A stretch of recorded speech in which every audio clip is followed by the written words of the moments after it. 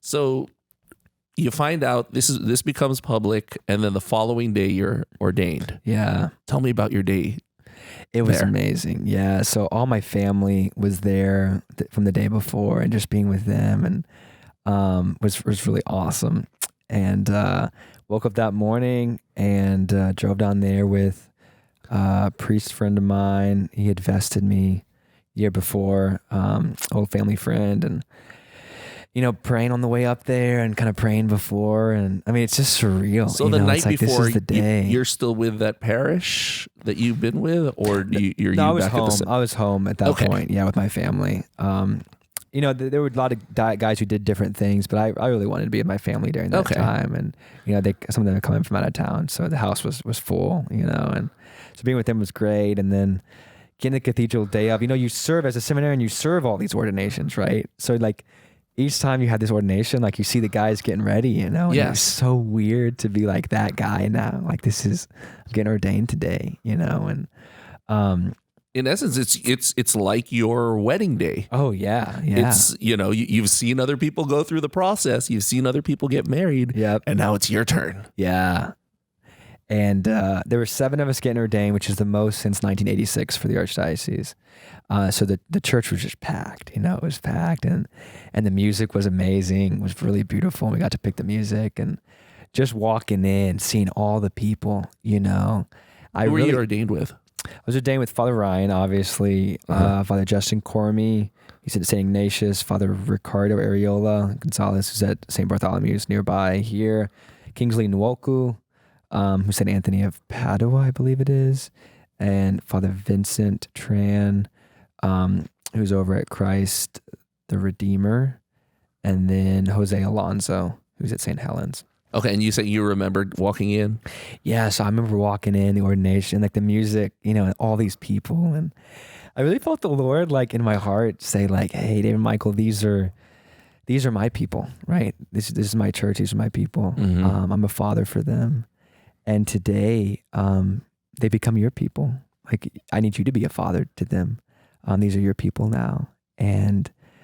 Even though like I'm 25 years old and I'm still figuring out life and everything, I did feel so much like love for these people and like a real deep feeling of like spiritual fatherhood. Like these are the people I need to care for and like love throughout my life. And these are people I'm laying my life down for today. And immediately I got in my pew, my family was all there, and I just started crying. I was bawling. Like even my mom and dad would go, "You okay?" And I was just overwhelmed. Just like there have been so many moments of prayer, throughout seminary that were tough, that were hard, and it was just so many times where I was asking God, like, "What do you want? Like, I'll do anything. I just want to know what you want." And to be able to come to that moment and to see how He'd been working my whole life to bring me there. There was just like so much peace and so much gratitude to be in that moment. And it was just beautiful. So what did you think about in terms of the difficult moments? What was the most difficult thing that you thought about while you were there? Yeah, it's a great question. I think it was almost like again, like I told you, like I almost didn't go back that first year of seminary. And the second and third year, I was like, it was questionable. And pastoral year was 50-50. And especially with celibacy, so many things where it's like, gosh, am I really going to do this? Am I really going to be celibate for the rest of my life? Am I going to give that up? And, a vocation, I think it's a fragile thing. A vocation's not like your fate. Like, oh, you just you got to end up doing it. You're doing it, you know? Especially in today's culture, in today's society, there were so many moments where I could have very easily and almost did choose something else. I would have chosen something good. I wouldn't have lived a horrible life. But there were a lot of opportunities I had to do something else, and yet like the Lord always was like faithful and always gave me what I needed when I needed, gave me the doves when I needed the doves, to keep me going. And so like in that moment, kind of thinking about everything, it's like, this was so close to not happening, I guess, in some sense. Like it would have been so easy for this never to happen. But the Lord, like in His patience and His gentleness and His kindness, kept working with me.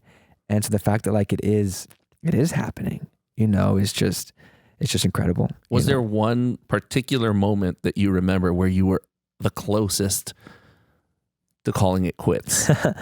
Yeah. So definitely that first, again, after that first year, I decided like not to go back basically.